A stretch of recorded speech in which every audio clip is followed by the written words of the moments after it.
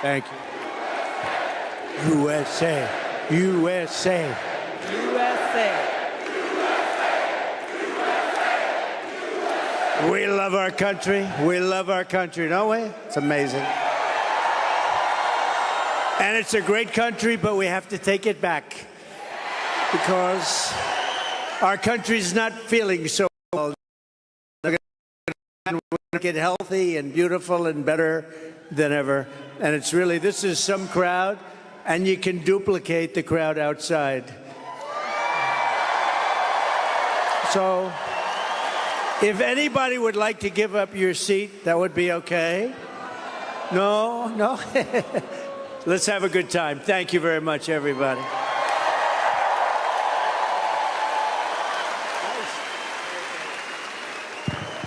That song gets me fired up every time. So great. Lee Greenwood is so great. Great guy, too. Well, thank you, Mr. President. Thank you. This is a very special evening for us all to have a conversation about some of the real issues that are facing Americans across the country, right, and that don't get talked about often enough. And I want to start with one that's very personal to me, hard to talk about sometimes. This is only the second time I've spoken about it publicly, but my husband and I were married almost 10 years ago. We wanted to start a family. We were very excited about it. Unfortunately, it was very difficult. We were not successful in trying to get pregnant. For us, IVF seemed to be the only option and the last resort. As you know, it's a pretty difficult process. It's very, very expensive. Yeah. I was in Congress at the time, traveling. I would carry the medicine that I had to administer shots to myself sometimes in an airport bathroom. And ultimately, the most difficult part was every time going to the doctor for another transfer and hoping that it would result in a positive pregnancy test, and then being heartbroken over and over every time that test came back negative. Now, I know some of your opponents, your political opponents, are saying that you want to ban IVF. While it did for us, it's worked for a lot of families. And I just know that there are women and couples in this crowd, or those who are watching here tonight, who may be going through this same struggle and are concerned about being able to have this option, either because they might not be able to afford it, or they're concerned that it just may not be available. And I'd love for you to talk to them about how they should feel. Well, thank you very much, Tulsi. And I didn't know about your situation. And it's tough stuff, right? Tough. Life is pretty tough. It can be beautiful, but it can be difficult. We are doing something with IVF, because IVF, as you know from friends and people you know, it's really worked out very well for a lot of people. It gave them a child when they would not have had a child. And I told my people I wanted to look at this a couple of weeks ago. And as you know, we have no taxes on a thing called tips, you know that? And I said, tell me, we did three things. We did that, and we did no tax for seniors on Social Security benefits. We want to have that. And I've been seeing a lot of IVF, and I kept hearing that I'm against it, and I'm actually very much for it. In fact, in Alabama, where the judge ruled against it, and I countered the judge and came out with a very strong statement for it. And the Alabama... You were very quick in your response to that. I was, but they were too. They were amazing. The legislature approved virtually my statement. I'm in full IVF, and it has really gone, it's terrific.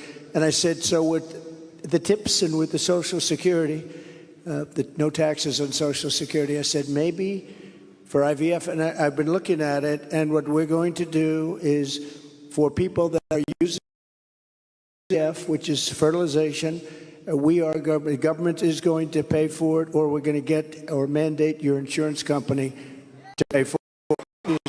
Right. We're going to do that.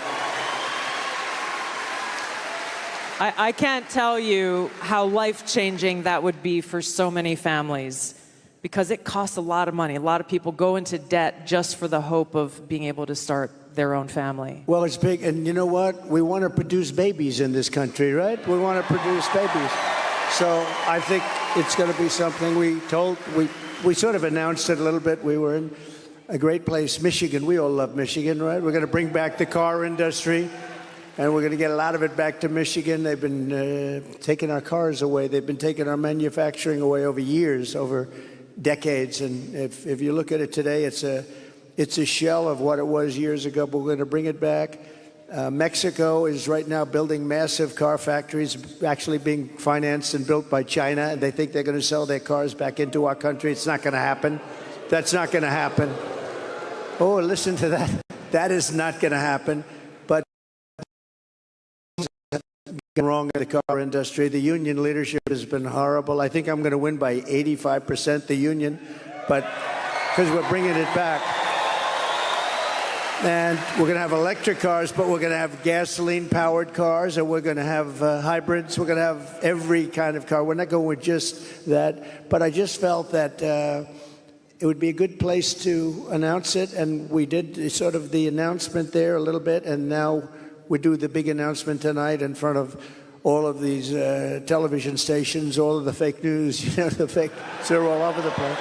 They're all over the place. I don't know what's going on. We don't even know, I was saying, because we're doing this. And I finished, and I figured I was going to come here, and we're going to make a speech. I had a speech all set for you. I was ready. They said, sir, you're actually doing a town hall. I said, oh, nobody told me that. I said, who's doing it? They said, Tulsi. I said, well, that's at least good news. I've been a fan of hers for a long time, I have to tell you. So I didn't even know. I'm in the plane, and I'm looking over some material, and we're going to give you a hell of a speech tonight. We were set to give you one hell of a speech. They said, no, sir, it's a town hall. I said, why doesn't somebody tell me this stuff? And I don't even have any idea who we're doing it for. I don't know. Is it for a network or what? I see a lot of television all over the place, so maybe it's on all of them. But I did get to see the strangest thing today. I looked at the news conference of Kamala. I call her Comrade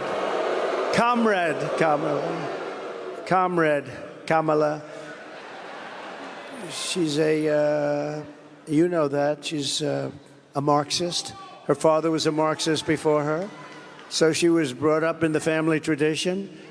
And she really is, and this country is not ready for a Marxist. We don't want a Marxist as a president. And she destroyed San Francisco. She destroyed California.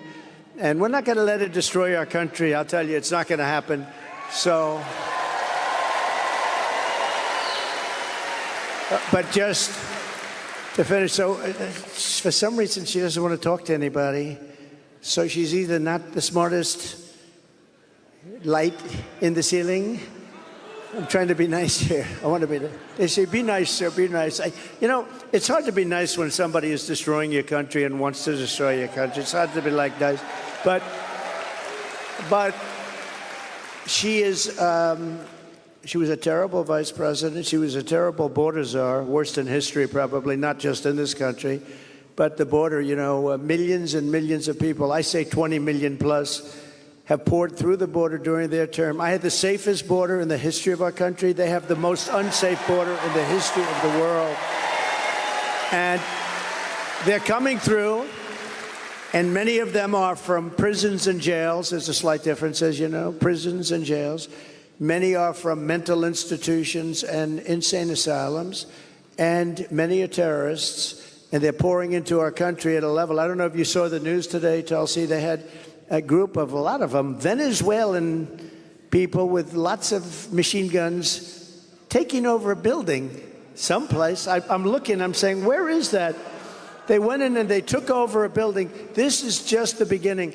They're taking their criminals from all over the world, not just South America, not just Venezuela, which you've been reading about, all over the world. They're taking their criminals and they're dumping them into the United States. Kamala is allowing it to happen.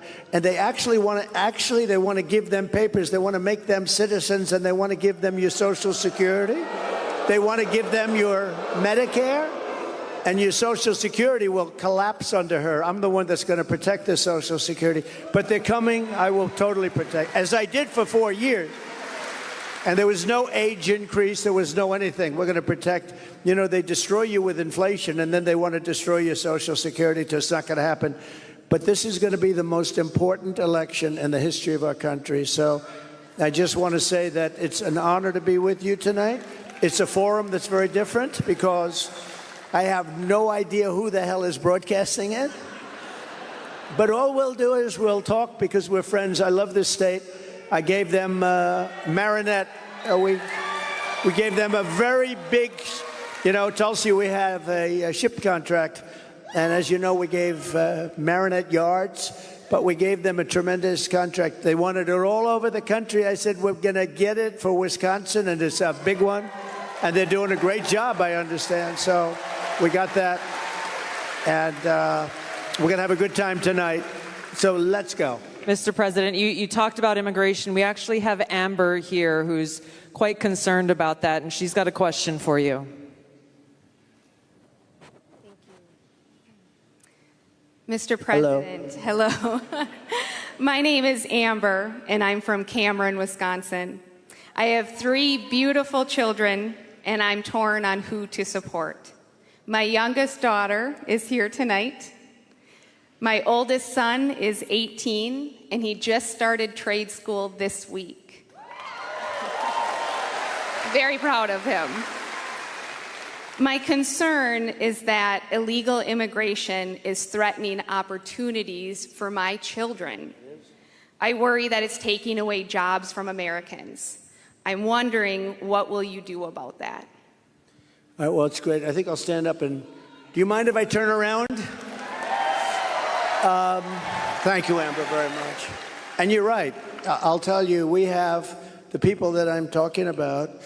They're pouring in at levels never seen before. They're coming in by millions and millions, and a lot of them are taking the jobs for the black population, the Hispanic population, and unions are going to be very badly affected because, and I was talking to some of the union heads who I actually do get along with, but they're very concerned about it because the jobs that are, the people that are coming in are just taken, and it's going to start with the black population. African Americans are losing their jobs, and I don't know if you heard the latest statistic that of the jobs that these people created, which is very little, every single job was taken, about 107% was taken by illegal immigrants.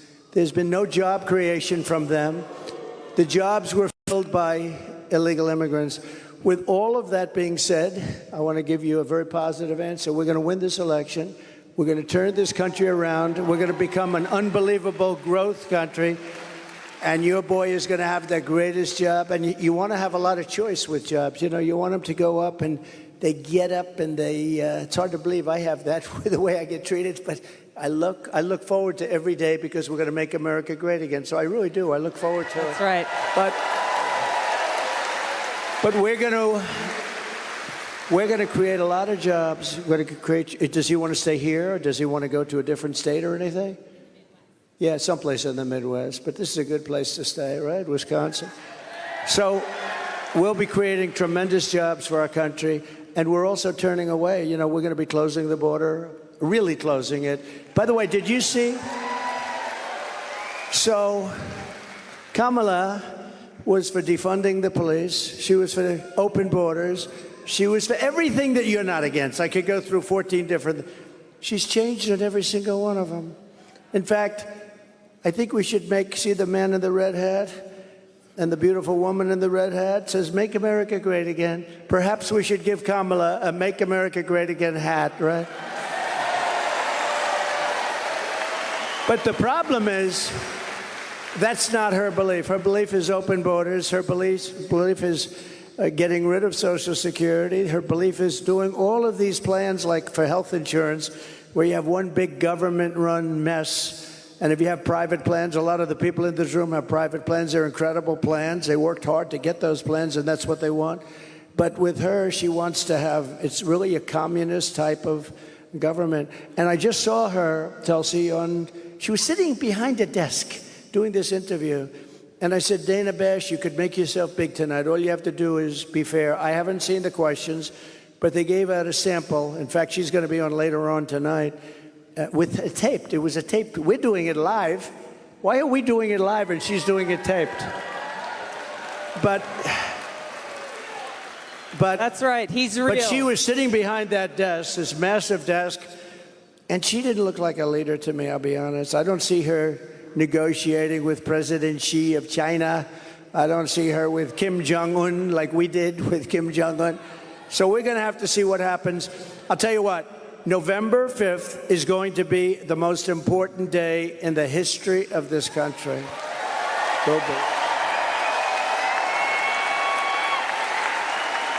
Mr. President, there are a lot of people who want to feel hopeful about our future. I want to introduce you to Luke, who is one of those people. Hi. Hello, Mr. President. Good-looking guy. Thank you. My name is Luke Pulaski, and I'm a junior here at the University of Wisconsin-La Crosse. I'll be voting for the first time in November, and I'm researching each candidate. I have two questions for you. First, as I've been living on my own and buying my own gas and groceries, I have noticed that everything has become more expensive. For me personally, I try to eat healthy and stay lean. A pound of meat has gone from $4 to almost $7. I also would like to buy a home someday, but that seems just impossible now.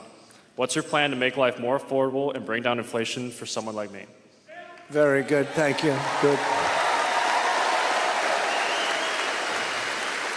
It's probably the question I get most. You know, they say you're going to vote with your stomach. I don't know if you've heard it, but it's a little bit true.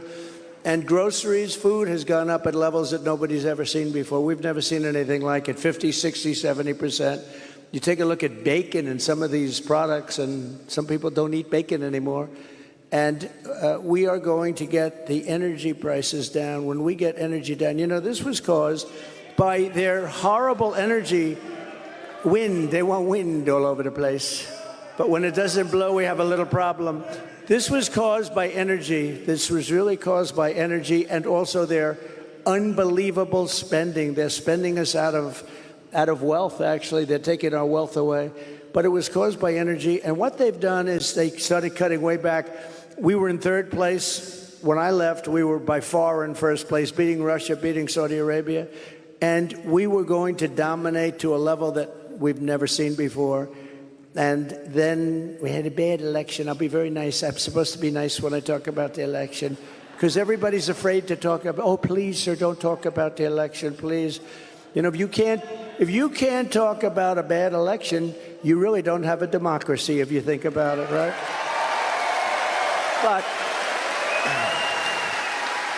But what they did, Tulsi, is they took back the oil production. The oil started going crazy. That started the inflation. Then they went back. They said, go back to where Trump was.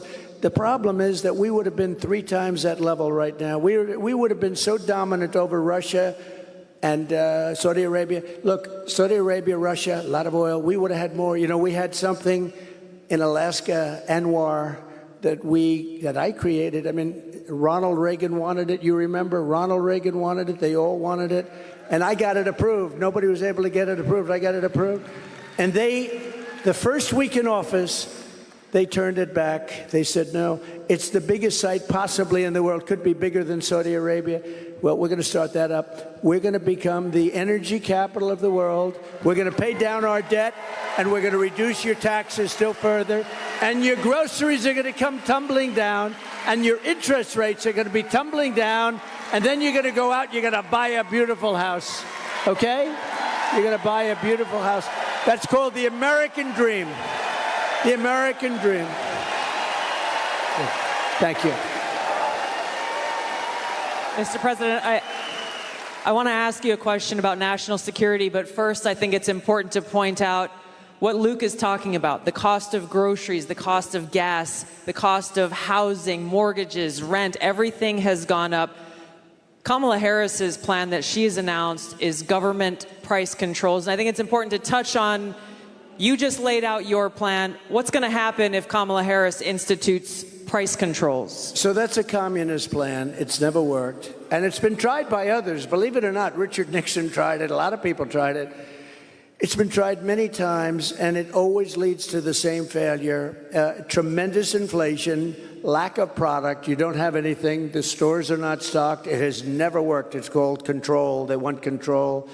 And, it's been so often. And everybody that comes in, they say it. It sort of sounds great. We're going to go price control.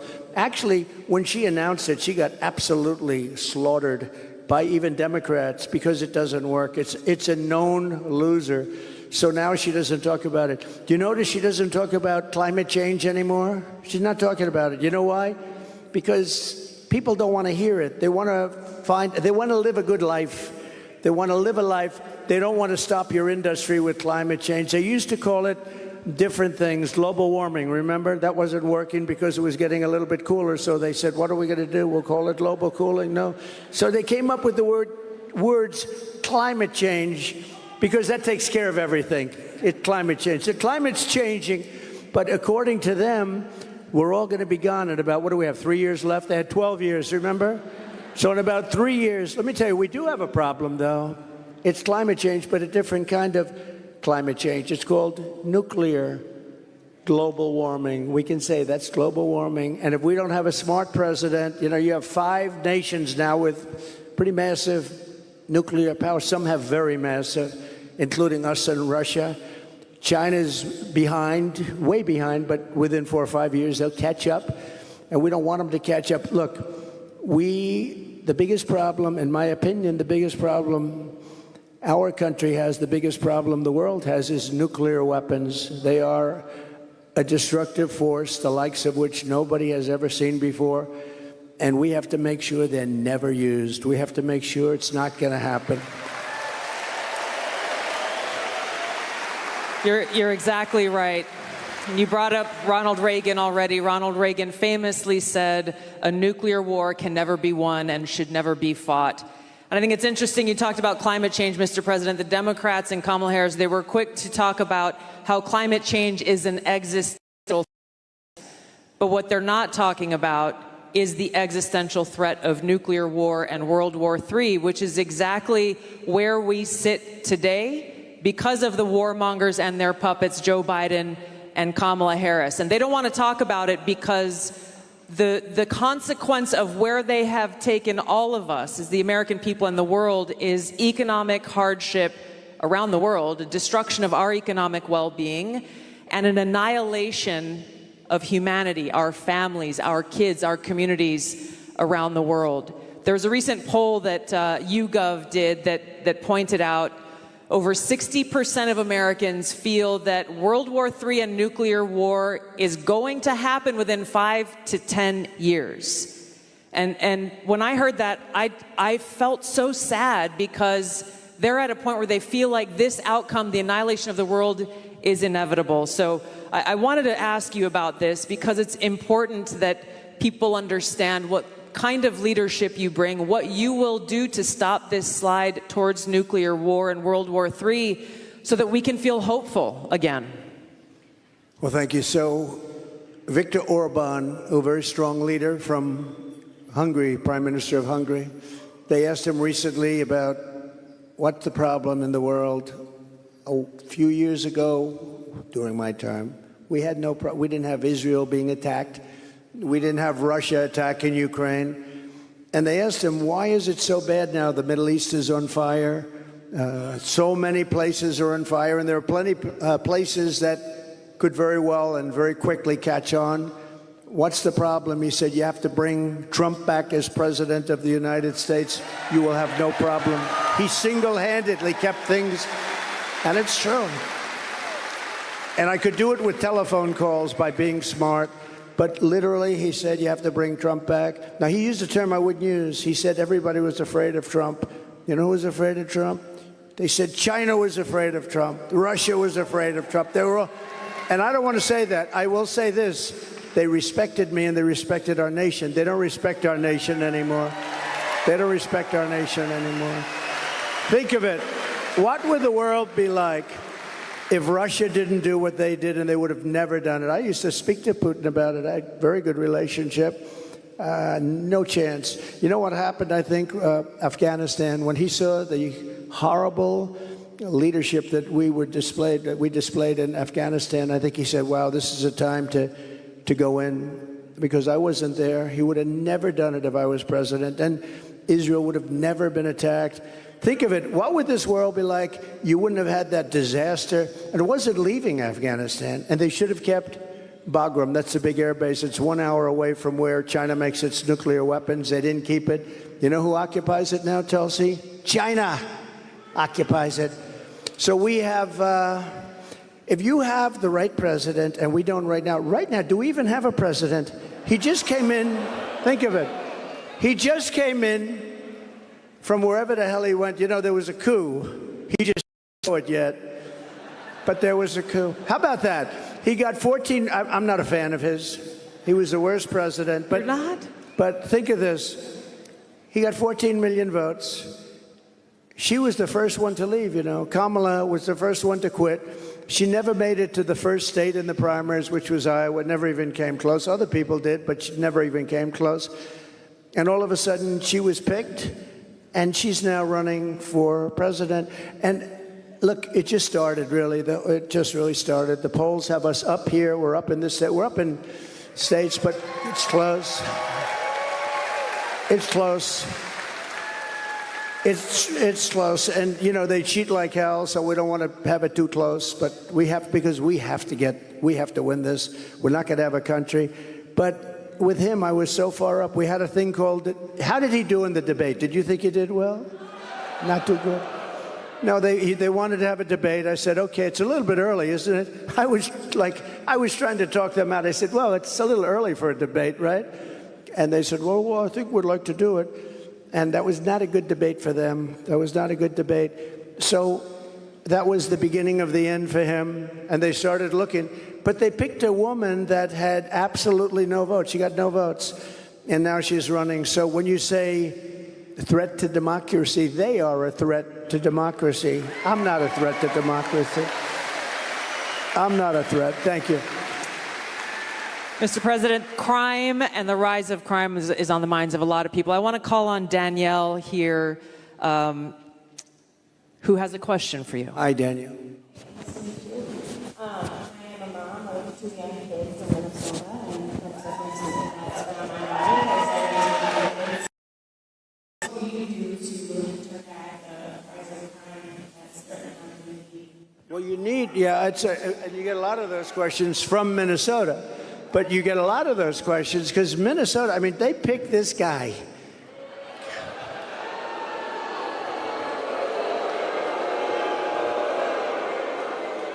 He is weird. Right?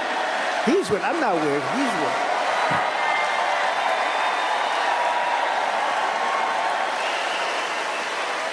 No, he's a weird guy.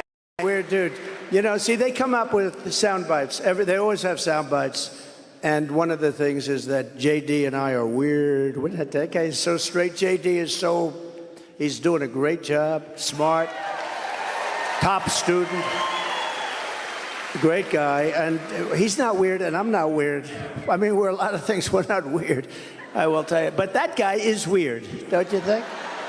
You know, he signed for, and this is, who would think that this is even happening in our country with men playing in women's sports and all of this? But he has it at a level that nobody can believe. A bill that every boy's bathroom will have tampons, okay? Hence his name, Tampon Tim. But think of it. Think of it. And you know, on the question of abortion, he is the one. Abortion in the 9th month. And if the baby in Minnesota, and I'd love to win Minnesota because those people aren't digging this guy. They're not digging this guy. But think of this. 6 states, Minnesota's one of them. If the baby is born, you're allowed to execute the baby think of that, after birth in Minnesota, you're allowed to execute. And you remember the former governor, not the current governor, who's terrific, Len Youngkin. We're going to win maybe with Virginia. We could do that. But the former governor, and he said, you sit the mother down and the father down, you sit them down and you talk, and the baby is born and you make a decision what to do. He meant, do you execute the baby after birth? And according to what they have passed and legislation, in Minnesota, they're allowed to execute the baby after birth. And this guy is a participant. And that's why she picked him, because she is, in fact, a Marxist/communist. Remember, I'd say all the time, our country will never be socialist, right? We will not have a socialist. Well, I was right. We skipped socialism. We went to communism. This woman has to be stopped. Mr. President, we have time for one final question. I don't know if we can get a mic to Bernardo. He's got an important question, given very soon we will be honoring the anniversary of September 11th and all of the lives that were lost on that tragic day and that tragic attack where we were attacked by radical Islamist terrorists. And Bernardo wanted to share his thoughts and had a question for you on this. Thank you. Mr. President, my name is Bernardo. I'm a voter here in Wisconsin, live in the wonderful La Crosse County here, and I'm also a father of 8. I have 7 here with me.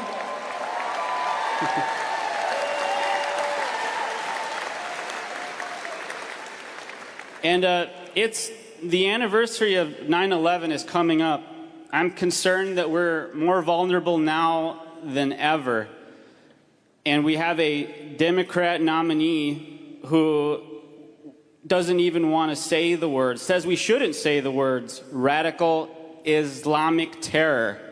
How are we going to protect America from a terrorist attack? First of all, it's a great question. And, you know, we have radical Islamists pouring into our country along with everybody else right now. They're coming in at levels that nobody's ever seen before. We kept them out. We had 1 year where Border Patrol put down, it was, I believe, 2019, where they, and I don't believe this, I don't believe it's right, but I'll take it. They said 0 came in 20, that was my term, 0. Now we have thousands. I'd like to say that was true. It's probably not, because I can't imagine that. But we were very tough on that. Now they have thousands and thousands coming in, along with the prisoners and along with the crime. And remember, a lot of these countries like Venezuela, their crime is way down because they've moved their criminals into our country. It's not even believable. But your question on Islamists and all of the jihad and all of the things that they talk about, they have to respect your country. They have to respect your leader. You know, I had no radical Islam crime for 4 years, and I didn't want to talk about it. I talked about it after, but I didn't want to talk about it during. I don't want to say, like, I had absolutely, and the next day you get hit. But we had none, 4 years of it, because they respected your president, they respected your country, and we have to bring back that level of respect, and we're going to do it. We're going to do it. And we're not letting the wrong people into our country. Okay, thank you very much. Great question. Thank you, Mr. President. I know you have run out of time here, but thank you for having this conversation with the people of Wisconsin and people across the country who are watching and concerned about these very same issues. Thank you, Mr. President. Thank you everyone, for being here. Thank you, everybody. Vote. Vote. Thank you, everybody, very much.